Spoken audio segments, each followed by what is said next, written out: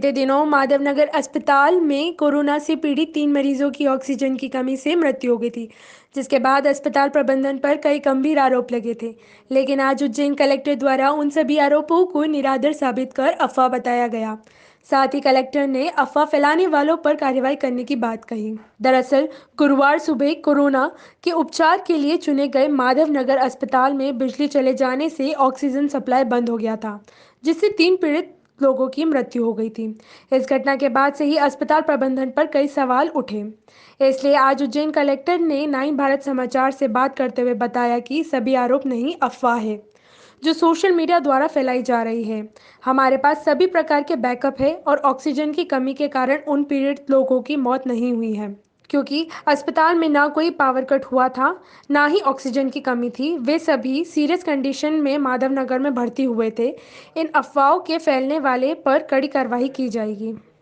Sir, जैसे कि अभी 2 दिन पूर्व माधवनगर अस्पताल में ऑक्सीजन की कमी है, लाइट जाने की वजह से 3 लोगों की मौत हो गई है। उस बारे में क्या कार्रवाई की गई है? देखिए, एक तो निश्चित रूप से ये बहुत निराधार अफवाह है जो मेरे संज्ञान में भी सोशल मीडिया पर ये चल रही थी, और मैं आगे से इस पे संज्ञान भी लूँगा कि अगर इस प्रकार की अफवाहें आगे चलाई जाएंगी सोशल मीडिया पे व्यक्तियों के द्वारा, तो निश्चित रूप से उनके विरुद्ध कड़ी कार्रवाई करी जाएगी।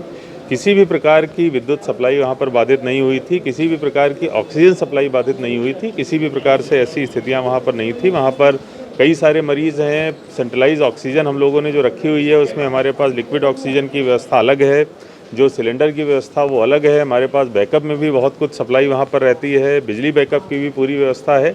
और वहाँ पर 72 पेशेंट्स जो हैं एडमिट थे उस समय, और आज भी मतलब 65 से ज़्यादा पेशेंट्स वहाँ पर एडमिट हैं।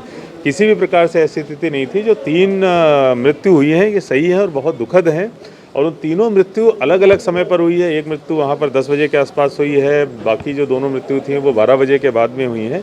उनके अलग अलग कारण थे। एक व्यक्ति जो है वो काफ़ी ज़्यादा उनकी तबीयत खराब थी, दूसरे हॉस्पिटल से रेफ़र हुए थे। एक व्यक्ति वहाँ पर 2 दिन पहले से एडमिट थे, उनकी स्थिति ऐसी नहीं थी कि नेगेटिव होने के बाद भी उनको किसी दूसरे हॉस्पिटल में शिफ्ट किया जाए। तो इस प्रकार से अलग अलग परिस्थितियों की वजह से 3 मृत्यु हुई थी, जो बहुत दुखद है। लेकिन जो ऑक्सीजन सप्लाई की बात और इलेक्ट्रिसिटी सप्लाई बाधित होने की बात करी जा रही है, वो पूरी तरीके से निराधार है।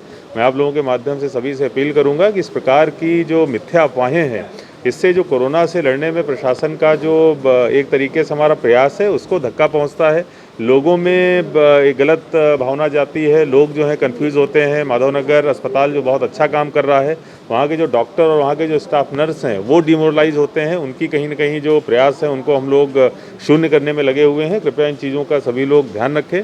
प्रशासन पूरी मुस्तैदी से लगा हुआ है। निश्चित रूप से अगर कहीं कोई कमियां होंगी तो हम लोग निश्चित रूप से उसको दूर करने का काम करेंगे। लेकिन 3 मृत्यु के मामले में कहीं पर भी जो बातें चल रही हैं उसमें बिल्कुल भी लेश मात्र भी सत्यता नहीं है।